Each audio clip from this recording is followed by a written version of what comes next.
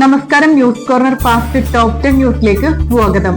തത്വമസി മാതൃസമിതിയുടെ ആഭിമുഖ്യത്തിൽ എടപ്പാൾ അയ്യപ്പൻകാവ് ക്ഷേത്രത്തിൽ 8ാമത് ഏകദിന സമ്പൂർണ്ണ രാമായണ പാരായണ യജ്ഞം നടന്നു.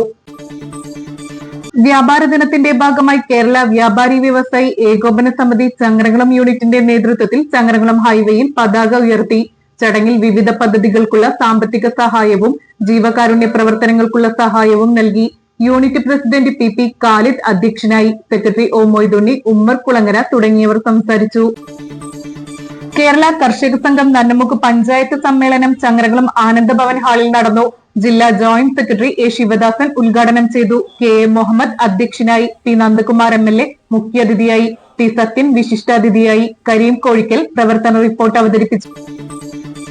കർഷക സംഘം കോലളമ്പ് മേഖലാ സമ്മേളനം പൂക്കരത്തറ AMLP സ്കൂളിൽ നടന്നു. കർഷക സംഘം Edappal area secretary E Rajagopal ഉദ്ഘാടനം ചെയ്തു. ദിനേശൻ അധ്യക്ഷനായി. അഡ്വക്കേറ്റ് പി മോഹൻദാസ് സംഘടനാ റിപ്പോർട്ട് അവതരിപ്പിച്ചു.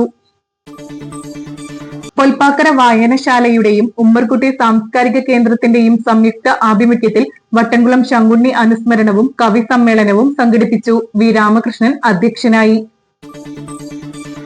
മിനി പമ്പയിൽ അയ്യപ്പ ഭക്തർക്ക് സൗകര്യങ്ങൾ ഒരുക്കണമെന്ന് അഖില ഭാരത അയ്യപ്പ സേവാ സംഘം മലപ്പുറം ജില്ലാ കമ്മിറ്റി യോഗം ആവശ്യപ്പെട്ടു. ജില്ലാ പ്രസിഡന്റ് കണ്ണൻ പന്താവൂർ ഉദ്ഘാടനം ചെയ്തു.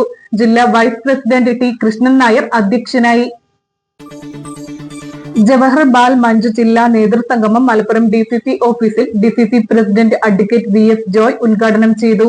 ജില്ലാ ചെയർമാൻ നാസർ K തെന്നല അധ്യക്ഷനായി. ജവഹർ ബാൽ മഞ്ച് സംസ്ഥാന കോർഡിനേറ്റർ ഫിറോസ് ഖാൻ അണ്ണക്കമ്പാട് തുടങ്ങിയവർ സംസാരിച്ചു.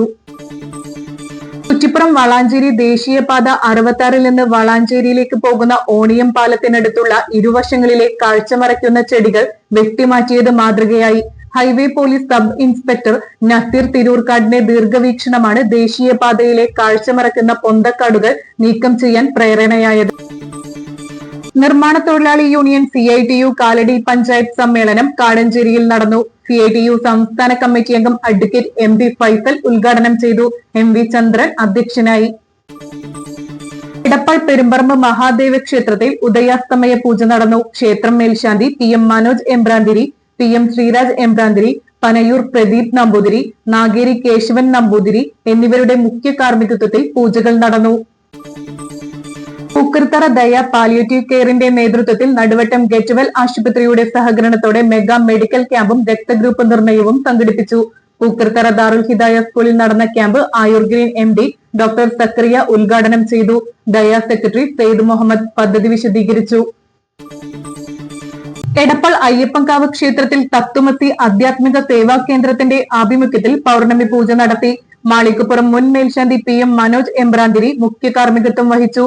പോത്തനൂർ കൃഷ്ണൻ നമ്പൂതിരി, പനയൂർ പ്രദീപ് നമ്പൂതിരി എന്നിവർ സഹകർമ്മികളായി.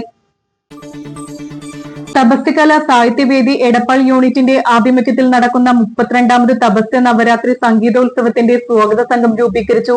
സെപ്റ്റംബർ 23 മുതൽ ഒക്ടോബർ 2 വരെ ശുഗപുരം കുളങ്കര ശ്രീ ഭഗവതി ക്ഷേത്രത്തിലാണ് സംഗീതോത്സവം. യോഗത്തിൽ മണി എടപ്പാൾ അധ്യക്ഷനായി.